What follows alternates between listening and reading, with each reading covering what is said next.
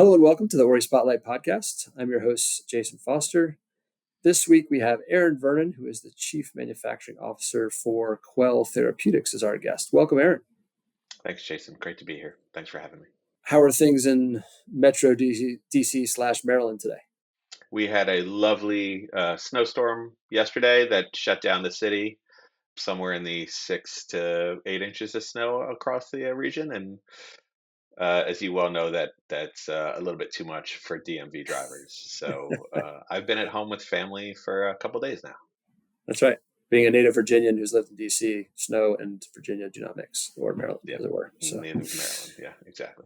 I couldn't help but notice that in your current role as CMO for Quell and also a past role with Autolus, you have a tendency to work with British companies. I don't know, that doesn't seem to be the most common axis of power between Maryland and London. But tell us a little bit about your career with those two organizations and also TCR Squared and how you kind of ended up where you are today. Yeah. So I've been doing operations in life sciences, pharma biotech for about 25 years now. It started off at Johnson & Johnson and MedImmune, and was there when AstraZeneca bought MedImmune. So that's the first UK-based company that I can say I had to deal with. And then went to specialty pharma called Sucampo Pharmaceuticals that Mallinckrodt bought while I was there, before making my way to Autolus. I wish I could say there was a grand plan to spend a lot of time on airplanes going back and forth between DC and London, but it just kind of worked out that way. I got used to it a little bit while at AstraZeneca, and actually did coursework up in Warwick through AZ in a program that had been started a long time ago at ICI Chemical, and then had a former colleague who worked at Autolus who got me in touch, and they had intended to have a Maryland base and a London base. And then Quell is another Syncona-backed cell therapy company based in West London. So it seemed like an easy and a good fit. But yeah, I've been doing ops for a long time: engineering, manufacturing, supply chain, and I take it wherever it takes me. And apparently, it's been to London a lot in the last decade. So yeah. Well, yeah, as you know, I live in London, so I was assuming it wasn't the fish and chips and the Guinness that were compelling to have you visit my adopted homeland, but it can't hurt, I suppose. I do love going to a proper football match and the like. I do love London, but it just happened to work out this way.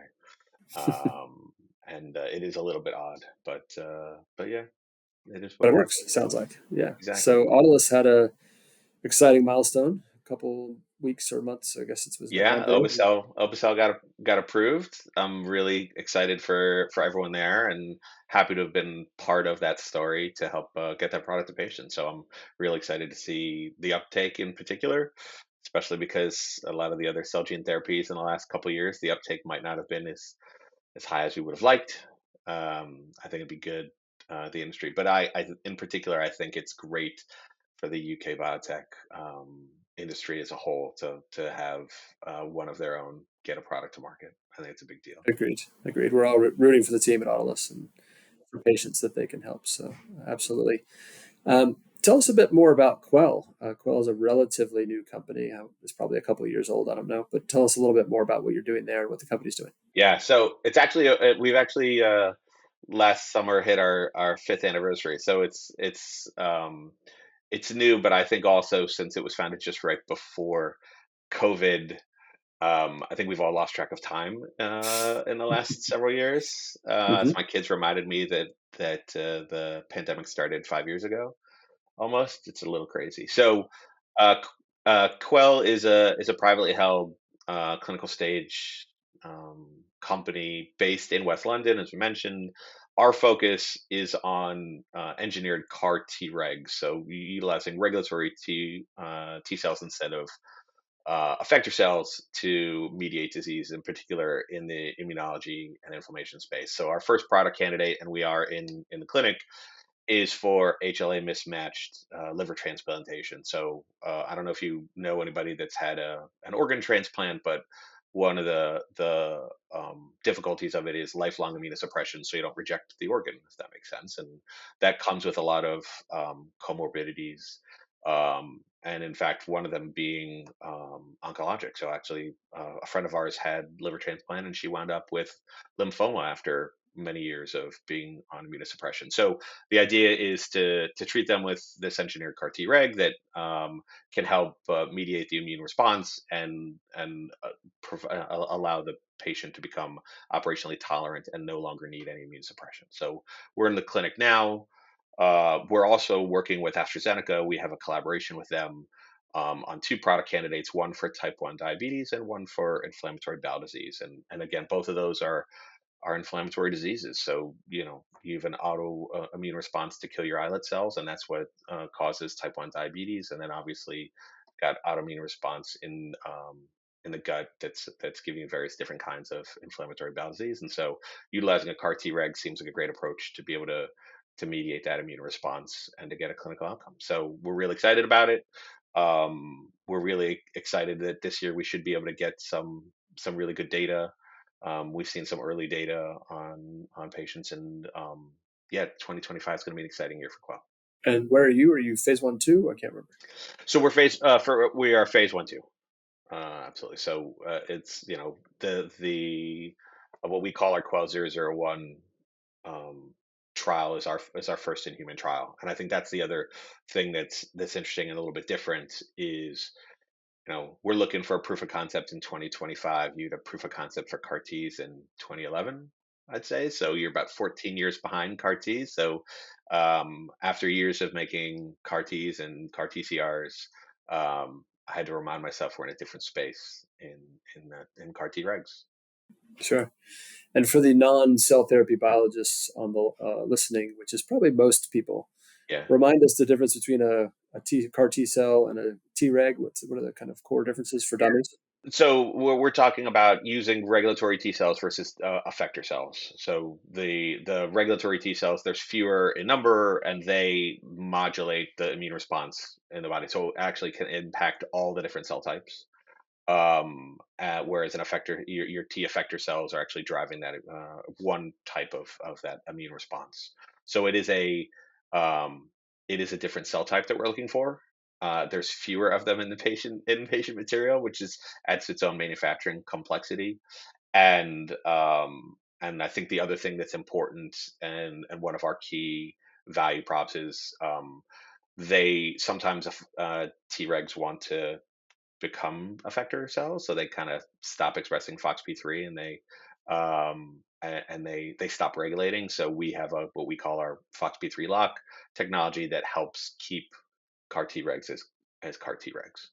Very cool. Yeah. I'd like to know a lot more about that, but I'll do some reading before I ask more stupid Yeah, questions. there's better scientists at the company to talk to than me about that, I promise. You did mention manufacturing, which will probably be the core of our discussion today. But you have, as a phase 1, 2 company, Quell has a chief manufacturing officer, which I think is smart. And you've also been early at Autolus and TCR Squared in similar roles. What are the key learnings that you've had through your career and through those three different companies on the role of manufacturing at an early stage, either preclinical or early clinical stage biotech company? Because I think it's probably evolved, I would imagine, over the last 5 to 7 years. It has, but as I said, I think one of the differences at Quell, which again makes it more exciting, is the kind of the maturity of manufacturing processes where we are today versus where the industry was when I started at Autolus, and then TCR Squared is a little bit different. It's boring in terms of, Covey talked about it a long time ago. We like to start with the end in mind, right? What are we trying to achieve? How many patients, where in the world, kind of lay out what the entire value chain looks like and have a plan for it. It doesn't mean that we're going to be able to implement on that plan from day one. I think that's one. I promise we'll talk about that a bunch today, but have a plan in mind on what we need to get to and make sure that we are purpose building capacity and capability to meet the needs of the business. And it's a balance, right? There's a lot of desire at times to build both capacity and capability for what the future may bring, but cash is at a premium. But on the flip side, time is really money, and so whatever the burn rate of the company is, if you're not successful in making batches, it's costing you a bunch more than just a lost slot. It's the time it takes to get to that data. So as long as we have that focus there, and I think the biggest difference, what I've seen that I've been able to bring is there's a lot, especially in London, there's a lot of people in this kind of nascent industry who come directly out of academia, and it's a different world.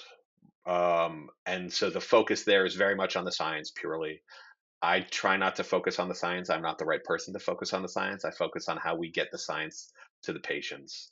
And so there's a lot more of bringing some kind of, your lean manufacturing techniques, a little bit more rigor, a little bit more structure, but still giving the flexibility to deal with early stage um, clinical manufacturing. But so in addition to that, the outcomes based of, hey, we got to make sure we make every batch. I think the other important one is this is a learning process. We're trying to learn about our product. We're trying to learn about our patients. We're trying to learn about this modality. So we need to make sure that we're focusing on learning on a daily basis and rapidly learning, so that we can improve. It's not just as simple as we're trying to get this product to market. We're trying to get this product through a trial that unlocks every other product we want to do in some respects. Yeah. I think you partially answered this question, but I'd like to just highlight one of the things you said, which I think is critically important. So, one of the mistakes that I see often that preclinical companies make is only focusing on the science. So, it used to be probably pre-advanced therapies, pre-cell therapies, where the science is really all that mattered. And small molecules or biologics, if you could get a safety and efficacy signal, you knew you could get reimbursement. You knew you could take a product to market. You knew you could manufacture it. And that's where we started in this industry, and exclusively focusing on the science. And I think part of that has led us to the outcome that we have today, which is terrifically effective and safe products, but only treating very few patients. So that's, I would argue, one of the biggest mistakes. I don't know if you would agree with that. I'd love to hear your thoughts. But what else as well, in addition to that? I see in some cases. Well, first of all, let me just say this. I 100% agree. I see a huge focus on the science because the science is extraordinary. It truly is. It's transformational, and it's impossible not to get caught up in that. But we're not doing this for science. We're doing this. We're trying to make medicines here, and those medicines need to be able to be made and delivered and paid for. What I see in the end is a lack of alignment across a business. If it's, you could say people don't have a good TPP, and they don't quite understand what the product is going to look like. And I don't just mean the product by itself, but the overall treatment regimen, et cetera. You hear a bunch of stuff today about the uptick of some of the sickle cell products right now. Looking at, hey, is the risk reward worth it considering the how difficult the pre-treatment regimen is? We shouldn't be talking about that when a product's at market. You should be talking about that in process, in development, in like early development, right? So I think that's one of the things that you see. I've seen a lot of is a lack of understanding of in the end, this is a product still. The science is cool and all, but we've got to get that science to patients, and so make sure that we're designing the process, um, both the manufacturing process itself, right? Fresh in versus frozen in, or some other starting material, et cetera. That's a huge decision for an autologous cell therapy. And I see companies that make those decisions just kind of flippantly, like, hey, we're just going to do it this way, without understanding that, for example, if you have to go to a fresh in process, your overall operational capabilities have to be higher to manage that. And your capacity utilization is going to be different and all of that. And that's a big deal. I'm not sure how many companies consider that. Well, 5 years ago, 8 years ago, less so. More so, I do see companies who are beginning to think that and try to understand that. So if you've got a comprehensive plan, that whether you call it as part of a TPP or something else, that makes sure soup to nuts through the entire life cycle of the product and the entire value chain, you know what you're doing, then you can design stuff that's fit for purpose. Otherwise, you're going to wind up making decisions in vacuums or in silos that are going to lead to bad outcomes for patients, bad outcomes for companies in terms of cost, complexity, and ability to execute. Yeah, awesome stuff in there. So you and I are preaching to the choir on this, but I'm a biotech CEO. I'm sitting listening to this. My board is pushing me. My investors are pushing me. Everybody wants me to get into the clinic as fast as possible. Everybody wants me to figure out if I've got an efficacy and safety signal in there somewhere. How do I balance? How do I get the balance right? You talk about your target product profile, your TPP, making sure you've got the right product that at least you're aiming at the right thing. And everyone agrees that you're aiming at the right thing is critical. Everything that you have said, I would wrap up into the commercially viable bucket. The sort of commercial viability in my world needs to be elevated alongside safety and efficacy. But how does an early stage biotech get the balance right? Because their investors and board are pushing them in a different direction, maybe. Yeah, it is. It's hard. It is the hardest part about being in a pre-revenue biotech, because I say to people all the time, I rarely get to do what I want to do, but we have to wind up doing what we have to do. It's really easy to sit there and say everyone needs to have a really detailed TPP, and you need to design your process for that future and all that. But if we're talking about you're doing a phase one trial, a phase 1/2 trial of 12 patients, and then you're going to do a 40 patient pivotal trial, and then you're talking about 2,000 patients a year. uh, it isn't cost effective to build a process on day one to do 2,000 a year when all you're doing at the beginning is a dozen and then 40. Like it doesn't make sense. Again, I'm a big believer in having the right plan in place. Hey, this is how we'll do it in the future, Mm. but let's do the things today that we have to do now. Sometimes you do things you don't want to do, so to speak, or that aren't optimal, but they are what's right for your situation, what your cash runway, your the what the environment is out there right now. Maybe you got a competitor who's trying to get to the clinic faster, et cetera. So there's times that you're gonna, but I'm a big believer, if you have to do that, cool, but don't forget that you made that decision for a particular way and ignore it later, and then be surprised when you're like, hey, I pushed off some process development to get into the clinic really early, but now I'm going to jump directly from a phase one into a pivotal trial and not have done any of the development work and characterization work I need. So again, it's a little bit more planning there. But I wish I could tell all the listeners that there is a pure science to this and a simple solution. It's hard, but you've got to look at, as you said, what the thing today that I see, the investors will tell you and the other CEOs will tell you, is what people want is clinical data. They don't want platforms. They don't want great stories about possibilities. They want, show me the clinical data. So my focus is, how do we build capabilities to deliver product to patients to get us clinical data? The sooner we can do that, the better. We have plans. We do things to help get us in the right position, but sometimes we just have to put that on the shelf and say, hey, I'm not going to implement this today, but I know what the trigger is when I will implement it, and I know I'm going that way. But until I get there, my team here they say, they joke with me all the time. I sound like a luddite at times. I'm like, nope, we're not going to invest in that tool. We're not going to invest in that tool. Paper's fine today. It's not because I don't like digital tools or I don't like more automation. I just got to be practical about what's going to bring value today. And if we, I'd rather have the situation where that future exists and we've got to deal with problems in the future, then we have problems all figured out, but that future doesn't exist because we've run out of cash and we're no longer a business. So that's kind of my approach to it. I think it's a great articulation of the kind of catch-22 that most cell therapy released biotechs have found themselves in over the last 3 years. And, what I would add to that is pick the low-hanging fruit where there are opportunities to de-risk the future and to keep your options open. Because what the problem is that I see, and as you've just described, is even if I've got a plan, at some point, it's too hard for me to change. At some point in the future, I'm going to have closed too many doors and my optionality is gone and I have to continue. And so what I hear a lot from preclinical and early stage clinical CEOs is it's too risky for us to change to an automation platform at this stage, potentially, since that's what we talk about a lot. And I'll say, I understand that there's risk there. What I think is even more risky is continuing down a path that isn't going to lead to a commercially viable product. For sure you're not going to be able to deliver that TPP that gets you covered, that treats enough patients, that delivers an ROI. There is no path that has no risk. all of the past health risk. That's what venture and drug development's about. It's about mitigating the risks that you can safely, keeping your options open, and then continuing forward to hit, within the constraints you have, cash, time, and other things. So, what we've endeavored to do is to try and create a platform that's flexible to keep people's options open so that they can de-risk that future outcome that we all want, which is to treat a lot of patients. Yeah. So, And I think what you just said is the reason that you've seen such slow uptake of new technologies. There's that hesitation because of risk. It's funny though.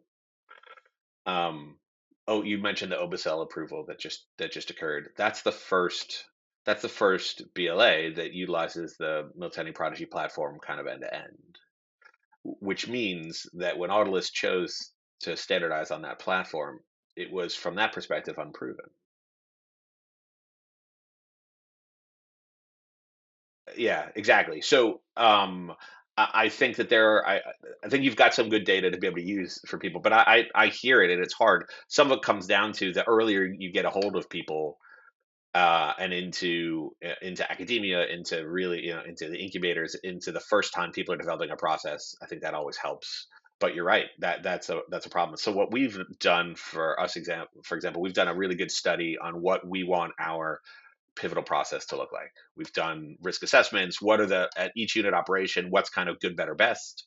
What's the kind of minimal viable product kind of process we're going to accept, and we can kind of break it up into those. Then become discrete process development activities, and and then we're just going to have to prioritize those things. And I recognize again, some of those things might not be, we might not get them done for this first product in that first go round. If there's something where it's truly a non-viable product, as you said, it's too much money, it's too complicated, it will never work. We have to make that change. And I'd want to push to make that change once we have a kind of proof of concept in the clinic, because then you've de-risked what's going on. But that plan really matters because then you know what that is. And it allows you to then really assess from a COG standpoint or just an overall operations and company burn and just overall financial standpoint. What are the things? Because it's funny, when we sat down, I had um, our head of process development and we had different perspectives a little bit on which are the most important things. And I think we're both right in our own way. I was worried more operationally, what's going to make this easier or more difficult to be able to manufacture in general, and to run trials or even do it commercially. And she appropriately was worried, well, this is really critical from a product quality perspective and getting the right phenotype of the cells, et cetera. And so that's the balance we'll have to get to. But again, it's not a pure science driven decision of this is the cooler science. This is what's going to drive better product, and not just better product in a container or in a bag at a manufacturing site. A better product, you know, hanging in an IV bag, being infused into a patient, kind of thing. So that's kind of indeed, how we've gone about indeed. it. And I think, you alluded to this, and I think it's right, is that, however many years ago it was that you were at Autolus, or Autolus was making the decision on what their options were, there weren't that many. There weren't that many options, and most of the options were repurposed from some other utility. Maybe it's for Gen Med, or they were first generation. Now there are more options coming to the fore, and making sure that at least they're knowledgeable about what those options are, and again, keeping their options open. I will shoulder the burden for what I call the enabling technology providers in this space. Is that we haven't been very good at innovating. We haven't really brought much new to the market over the last 5 years, and I think just now in the last maybe year, 18 months, you've seen a couple different pieces of innovation coming, trying to help these challenges. But we need to do a better job at bringing technologies that enable therapy developers to deliver their products to the clinic and to patients more Yeah. quickly, more cost effectively And as and I well. think I've talked about it with, we might have talked about it in the past, but I've talked about it with other people in a similar spot to you. Again, not just the box itself; it's everything in total, right? If your technology requires systems, be it digital systems, if it requires single-use components, et cetera, those are all part and parcel to the whole thing. and if people, I've talked to companies that compete with you, and that they've put a lot of focus just on the box. And they haven't thought about the data collection. They haven't thought about the digital tools. They sure as heck haven't thought about the single use stuff. And when you kind of go back and I go, well, what's the biggest risk area here? It's easy to get it to work in the box, so to speak. And I apologize to all of your brilliant scientists, engineers who will tell you that's not as easy. But making this, getting supply of single use components nowadays, it's not as simple as it seems, and making sure that value chain is set up so that the overall supply of service that companies like mine are getting from a company like Ori or others, I think that's really critical. Again, it's more of broadening the the scope, so to speak, and not just looking at one particular thing, making sure we're looking at across the value chain. That's going to give more value to, I think, people like us, and help you guys more. Yeah, no, agreed. As you can imagine, it's fun getting the cell biologists, the engineers, the data scientists, and the ops people to all see things in a remotely similar way to deliver a coherent Yeah, solution to our partners. And that's been exactly. some of the fun when you sit in my chair. But Yeah. what is it from your perspective, given you're an industry vet? I'll give you that. I won't put any hang any nut. I won't hang any years on it. I don't want to, offend, but we've been around. We've had the first approvals in 2017. Yescarta, Kymriah. Manufacturing has been a challenge since then, and hasn't dramatically improved, let's say, up until now. I mean, I think the numbers last year, number of patients treated across all cell therapy products, was something around the order of 9,000. I think we're on the track. Sorry, that's 2023 number. I think we were on track to hit about 10,000 last year. That's 7 years post-launch for many of those products. Not quite the amplitude that we'd hoped for, probably, back in the day. What are the key bottlenecks, key barriers that remain? Especially when you look at some of the indications, you referenced autoimmune as one of them that are quite large. You think lupus, 50,000 patients, type 1 diabetes, 20 million patients. There's massive numbers out there that we want to try and treat and get the benefit of these therapies. What are the things that are holding the industry back today? I wish I could say it was a simple equation. Manufacturing capacity is a component, absolutely, and I think what we've learned in the last several years is that, in particular with the way the capital markets are, it's really hard for companies that don't have revenue to have large installed bases and build internal facilities. Very Um, difficult, as you it's know. it's as I know, it's really hard. But those companies that do have, right, when you talk about the BMSs and the kites and the VARs, they've got capacity. They've built capacity. It's the other things I worry about a little bit more, because I feel like we've got people who understand that and can get a handle on it. 6 years ago, I'd sit in a meeting and I listened to a woman that ran an AIF center talk about that she didn't have enough space for more label printers at their AIF lab, and essentially chastising all of the sponsors, going, why can't you people align? Well, a lot of work's been done to update the ISBT 128 standard and get to some standardized labeling approach. I'm amazed at how, I won't say how few, but how many companies and sites still aren't utilizing that standard and are going off book and using some other labeling approach. So they're either shipping labels to sites or asking the sites to print labels. I think part of it is the problem is you're shoving 10, 20, 40, 100 products through the same hospitals and expecting them to keep up. I think that there's got to be a fundamental shift somewhere along that value chain. Because if I take it from the hospital perspective, there's just too much darn complexity dealing with all these companies. We all think that we have the special sauce operationally that's going to give us an edge, and I don't think any of them see it that way. I think you're getting to the point where you're beginning to see hospitals say, "This is what I can do. You can either take it or leave it." We're still stuck on the oncology side. You're still stuck in lots of the centers of excellence. We haven't been able to get into community hospitals because most of these are inpatient products. So there's even a product design problem there that they get to do. And oh, by the way, that just affects kind of health equity issues as well. I have to say this is just bad timing, but COVID had a major impact. It was like the perfect storm a little bit. You have this situation where we can't get into hospitals to set up or get patients, et cetera. A lot of funding went towards vaccines. I mean, we had a shortage of tocilizumab in the States, which is, key for treating CRS because people were using it for treating COVID. So there's been a lot of things that have hampered things. My hope, it's going to sound weird, is the whole kind of autoimmune CD19 thing in the last year using CAR Ts for autoimmune space opens up a capability or a demand population that'll help kind of re-energize some of the investment so that people feel like that investment was worthwhile because now we can hit those bigger things. But as you said, 50,000 patients for lupus, we're not prepared to treat 50,000 patients for lupus, and sure as heck not from 20 different companies doing trials on CD19 CARs. So there's some work to be done. Some of it's going to be a lot of, I think, completely rethinking the entire value chain for cell therapy. Some of it's going to be different modalities, right?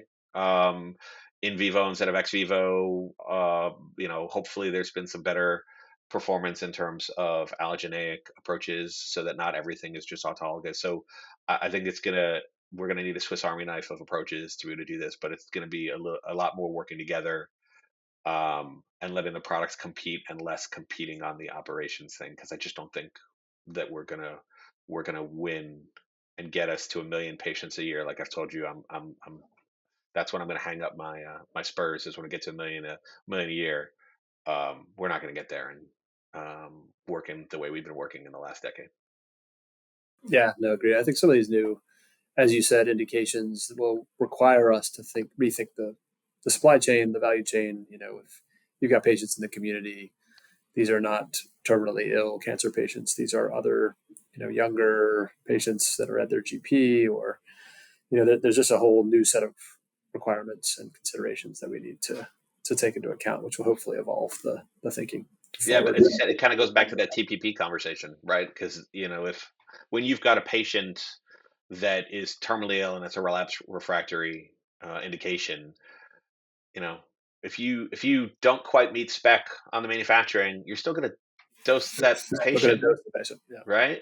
There, when you get into some of the situations we're in, or a lot of the autoimmune stuff, that risk reward is different. It's a different equation, and so your level of performance needs to be higher. The quality of that product, the benefit you're providing has to be that much higher, and or you've got to drop the safety risk to be able to accommodate that. And I think there's a lot of work to be done. But I think, though, in this case, market forces might help drive us to a better place because you're going to need it to be able to get there. It's a great segue, because I think one of the things I want to chat with you about is, the way we view our role in supporting therapy developers like Quell and others is we have to solve for a couple of different things at the same time. We can't just solve for one. So we talked about throughput. We need more doses to go to more patients. That's clear. We need to solve for cost of goods. So even if we keep cost of goods static and we drive more throughput, that's a good thing, but it's not as good as, because we've got market access issues, and we've got coverage issues, and we've got, line of therapy issues. So solving for higher throughput while reducing cost of goods is critical. And the third pillar you just referenced, which is quality. I hear in the existing approved CAR T space, failure rates range somewhere between 20 and 40% in the real world. I think some companies report 5%, but then they just sort of say, well, that group of failures, that doesn't count. We don't count those. But there's a significant number of failures, more than anyone would like. And that has implications on patients and companies' bottom lines, obviously. But we have to solve all three of those things. I can't solve for throughput and drive up costs. I can't drive down costs, but reduce throughput or reduce quality. Like, that doesn't solve the access problem.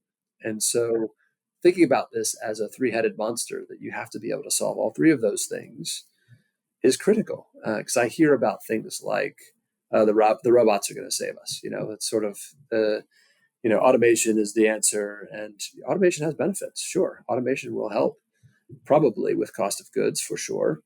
But if it doesn't help with throughput, if I still am constrained by the bottleneck in my process, which is how fast can my cells grow, or how fast can my cells expand, or how fast can I do a genetic reprogramming step, and actually the bottleneck is still there, my throughput doesn't go up. So it's How does this idea, you and I were laughing about this, or talking about this at the arm dinner we saw each other in Boston. I think the theory of constraints applies here. I had a podcast with a guy called Michael Krzyzewski, who's an expert in theory of constraints, but not an expert in cell therapy. But I thought this would be a great conversation for you to bring those two elements together. You're an expert in cell therapy manufacturing and understand theory of constraints. How does this thinking come together in cell therapy manufacturing in reality? Yeah, I love that you brought up the robots because right in the goal that was kind of, if you ever read, if for people who've actually read the book, that was like the best example. Is like they had these, the robots that were always sitting there idle, but they were beautiful and everybody loved them. It can depend, right? I have been automating for a long time, right? Almost since I got out of uni, and for me, it's always been about, it's a people thing, right? It's a repetitive thing, not from a quality perspective, but from a health and safety perspective, or in our case, and I think this does matter in cell therapy. There's just not enough.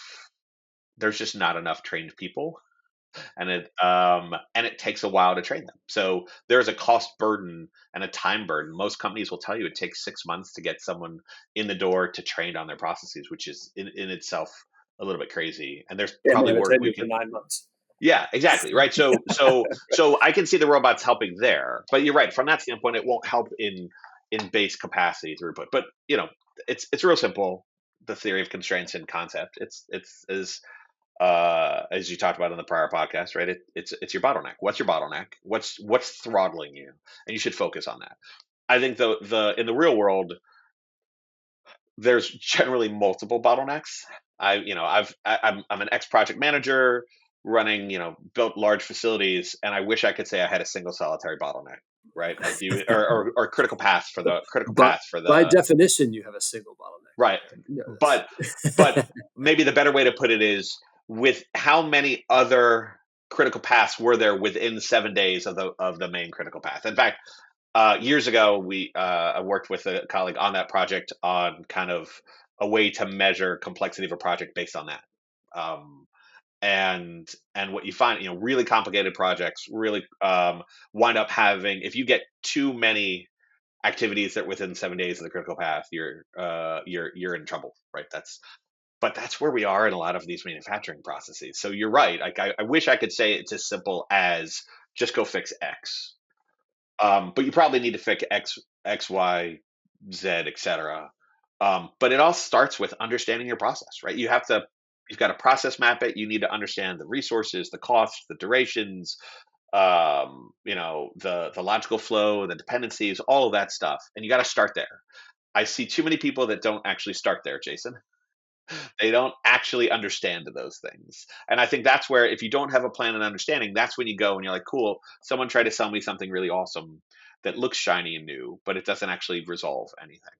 But you mentioned it. I've yet to figure out a way to make cells grow significantly faster. They're going to take whatever, however long they want to take. It's usually an issue of cell health, cell quality, and then obviously, what's your dose. Um, Also, QC testing is always a bottleneck on the back end, right? It's get down to if you can get down to 5 days for rapid micro testing, that's awesome. That's probably the shortest. Maybe there's new technology we can get you to get shorter. Those are really hard ones. So if you are playing around with things that are happening while your QC testing is happening, right? If you've got 5 days for QC testing or 14 days for QC testing, and there are things that are occurring during that time that you're trying to improve, don't waste your time on that. Waste your time on getting the 14 days down to 5 days, or overlapping activities so that you can save time. I think that's really what you learn from the theory of constraints. And as I said, I'd start with just a process map, but this is actually one where, like, you can actually do discrete event simulation of these things, like for a facility, for an overall value stream. And there are some really great people out there who can help do that. And you can find where those bottlenecks are, because what I've learned in my career is that sometimes those bottlenecks are somewhere you don't expect them to be. We were doing this for a MABS drug substance facility that I worked in many years ago, and when I was doing that analysis, we found that a single nozzle on a single transfer panel was the bottleneck in the facility that was reducing our overall capacity because it was used in so many CIP loops. No one would have ever figured that out by hand. It just wouldn't have happened. Now you might be able to do that by hand for a cell therapy process, but I would always say do it by hand first. Start with the process. Do a little bit of time and motion stuff. Understand, throw it in a Gantt chart. Use resources and see where you're overusing resources, and then you can start to analyze and test. But as you said, focus on the things that matter, not just the low hanging fruit that are easy to do if they're not going to buy you anything. Um, yeah, that's how I'd go about it. Yeah. As Michael said, focus is critical. Don't focus on the things that aren't the constraint. You can tinker on the margins, but you're not going to make a difference unless you're addressing Yeah. the bottleneck. As you Just be said, prepared that you're gonna remediate one thing and immediately something else is up. By definition, there's always going to be something. The question is, do you mitigate it enough so that you're getting the output that you need? And I think that's why sometimes you will need activities in parallel, because I think most of these academic processes or very early processes that you see probably have about 7 things that you could are within a little bit of being the a constraint, so margin you're gonna being have the to fix constraint. them. Yeah. Yeah. Yeah. But yeah, don't focus on the things that don't matter in terms of getting you that throughput. And I mean, you mentioned this, which I wholeheartedly agree that, it doesn't seem like most folks in the industry understand this fundamentally. Our answer, I'll ask you, what has the answer been thus far? My observation is that we take our bottlenecked, somewhat inefficient process as it stands, and we create a whole new system to increase throughput. So if we have a system that has the current capacity or throughput of 80, in order for us to get to 160, we don't open up the bottleneck to get there in this system. We replicate that system. So then we have two parallel systems running, because it's easier to replicate the inefficient system than it is to fix the system that's broken. Is that a fair characterization of where we are today, do you think? Yeah, I think so. I think, but I've seen this in any capacity improvement situation I've been in the past. Right, there's the, do I scale first and then lean, or do I lean first and then scale? And again, it's gonna be situation specific. Right, I've been in situations where the timing was such that we just couldn't lean first. We had to scale first and then lean. And again, not always how I'd want to do it. In that case, it was a time thing. It wasn't a money thing. It was for a large company. But I think that is a common thing. I again, I'm not sure how often people are being as planful about that, Jason, where they're saying, I understand that it's inefficient. I know how to make it more efficient. I'm going to actively decide to just do it. I think you've got more times people are going, this is my process. This is my process. I'm just going to replicate my process. Right. I had that situation in the past where people said, well, this is how long it takes. That's it. That's how it is. I go, well, that doesn't meet the business need. That's not, we can't say to our customers, be it clinical or commercial, sorry, if you don't give me 2 weeks notice, we can't make a product for you. That doesn't work. So it forces a little bit more introspection, a little bit more kind of purpose built capabilities, to meet those business needs. But I wish I could say that everyone was making the conscious decision to lean after they scale. I think it's more of they're not always sure, um, where they are, so they just go, it's easier to just replicate. We've done it this way, let's just do it that way, and we can assure we can do it the same in multiple places. Right.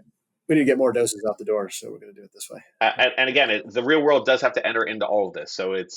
But I think you've got to. This goes back to that comment we said, that this is the hard part, right? It's never as simple as an academic exercise of decision making and what's right. You've got a real world you've got to deal with, but you know where you have to get to for these products to work and scale. So you have to, if it's there, I'm executing on a day-to-day basis, but here's how I'm improving on a day-to-day basis, then you have to force that, into your day-to-day work, or you'll never get there, and you'll be, as you said, you'll have no options left, and you'll be stuck with a product that you absolutely can't support, either in the clinic at scale or in commercial, and it'll absolutely eat you alive.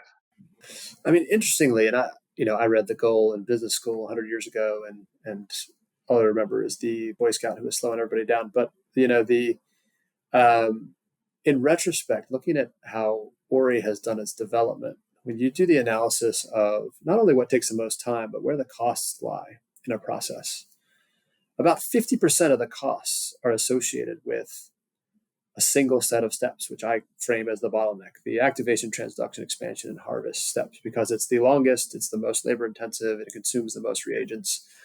50% of the costs are located in that one set of steps. And so where we've targeted our intervention, I'd like to say we were fully intentional in the way we did this, but maybe a bit lucky as well.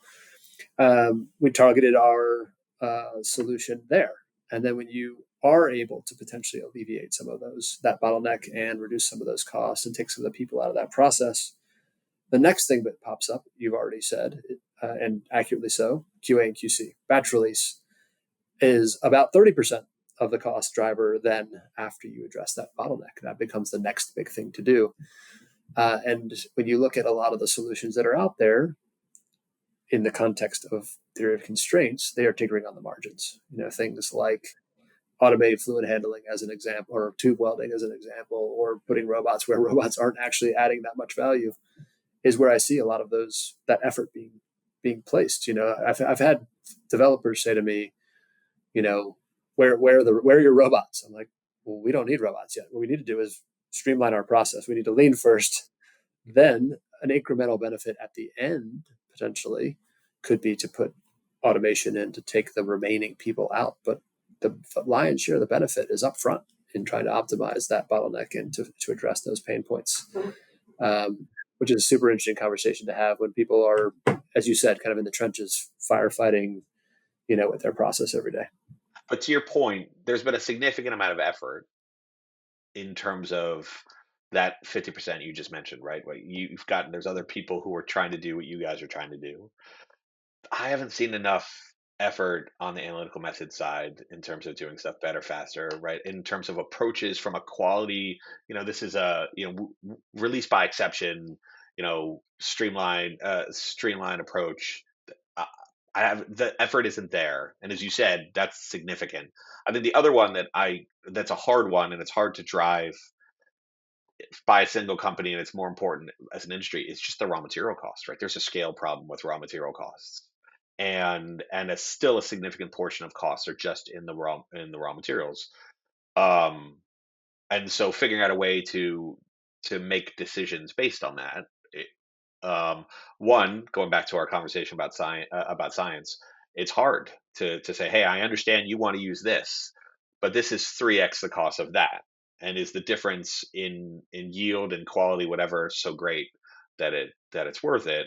But also, you still are you've got this scaling issue at the material suppliers, where a lot of them are still kind of busting at the seams, former academic supply or non-GMP supply that have tried to figure out how to supply for late stage clinical and commercial, and they too have to go through their own cycle. And as we've had impacts to products getting approved, that's affected their ability to invest as well. So it's not a simple problem, but you're right. I feel like there's too often a focus in one area and not enough in others. And I've mentioned this to you before.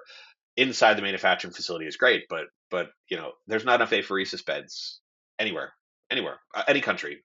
We have the situation in the UK where we're using NHS hospitals. They've only got so many slots for apheresis, and if a kid comes in with leukemia and needs to be apheresed, guess what? Our adult that's currently under control with their immunosuppression for their liver transplant, they're getting kicked out, You get bumped. and Yeah. and it's the right thing to do, like morally and ethically. Mm-hmm. But that's a problem for us that we have to figure out a way to manage. And so, there, as I said, treatment beds and apheresis, and there's not enough shippers for shipping material. Like, there's so many other things that I worry that people, they're focusing too much in one area. This is the area we're talking, and I see companies out there that are widening their scope a little bit, but I'm not sure I've seen it enough, kind of end to end. How can I lean out this entire thing? Because it'll take different design approaches. There might be different parties involved, different approaches. different technologies brought to bear, it's still a little bit siloed in the approach.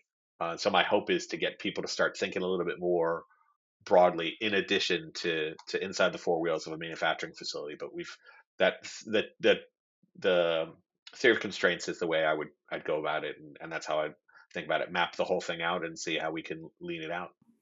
Yeah, absolutely. And you've called out a couple areas I think are worth reiterating: the apheresis capacity, logistical sort of complexities, as two that are outside the manufacturing box, if you will.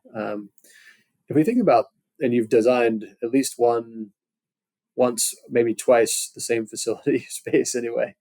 Um, how does this impact this thinking on the theory of constraints on facility design? Because we're thinking about it like inside the clean room, but there's a lot of other things happening within manufacturing. Actually, the majority of the space is used for other Other things: things. Yeah. warehousing, QA and QC, office space, desks, whatever things are. As you map it out, it gets bigger and bigger. How do we think about facility design as a company is preparing for scale? So hopefully this will be a problem that you have to deal with at Quell. Yeah. How are you thinking about not only manufacturing process throughput, but kind of the facility design and to leverage this knowledge, but also the advances in technology that are happening? Yeah, yeah. I have had to design the same facility multiple times, so I have some thoughts on it. It's exactly as I said. It's not just. I mean, it's not the clean room is the least interesting part in some respects. It's a material flow problem from my perspective, right? It's about how do you maximize the lean flow of people, materials, information through a facility, because it's about you're moving you have to bring apheresis in, you've got to bring raw materials in, you need to convert those things in a manufacturing suite, you need to send samples along to get tested, you need to generate data that's used for making decisions, etc. And then when it's all said and done, you ship it back out on the back end. And so we always took a look at it as a materials flow problem, Jason, right? You lay out, this is going to be my loading dock for apheresis, and it should be close to where the A for seed is, and that should be really close to where the actual production suites are. And this is where raw materials are coming in. And oh, by the way, those materials are going to come in fully kitted up, because we don't want to break stuff down there. It's just about one little box through a pass through, wiped down, and brought in, and everything's where you need it to be. And then on the flows on the back end, and make sure that you've designed not only the physical space, but the intention of how you're going to operate that space together. So, hey, I'm gonna have little pass throughs for samples, and I'm gonna have people who their only job is to go around the loop corridor and pick up samples and send them up to QC. And I'm gonna have someone sitting in a little room logging in all of that stuff electronically into a system and sending it to where it needs to go. So it was all about flow of people, flow of materials, flow of information. And to your point, really what it meant is the clean rooms were just they were just boxes. They were grade C spaces. You had utility panels as much over the place. In fact, when we designed it, we then went and assessed, hey, can we use it? What are the other things we could do in there? Um, and um, and that way we actually did some test fits for different technologies, with the assumption that if this is a 20-year facility, you're not going to be running the same technology on day one that you're going to run on, at the end of year 20. So that's how I would approach it for people to think about it that way. It's far more including your industrial engineers, your operations people, because it's an operating capability and capacity you're looking for, not just a box. And I say that as a reformed engineer and capital projects guy who used to spend all his time worrying about just the design and how cool that was, but it's how that works with the operation that really matters. Yeah, you mentioned grade C. One of our CDMO partners said to me, if you're not in grade C, you're not ready to go commercial. that was his view, and I don't know. I mean, it's hard. I'm hard pressed to disagree, knowing how complicated operating in grade B is. Yeah, I mean, I have no interest in being in grade B in any way, shape, or form. But I do find that some of that is there are geographic differences of opinions. Like in the U.S. they don't love isolators as much as they do in the EU and the UK, and there are some literal specific reasons for that. Um, but ultimately, I've been a grade C and an isolator guy for a very long time, and I would actually push even further and go, why do I have to be in grade C? Why can't it be in grade D? Why can't we have be in controlled unclassified, fully closed, etc. Ways to do this? And ultimately, the lower you will never get to scaling if you have to have grade B spaces. It's never going to happen. I would argue that it's going to be hard to do it even at grade C. But the lower the grade you can get for the facility, then the easier it is to replicate that and run that all over, not just from a cost, but just a complexity perspective.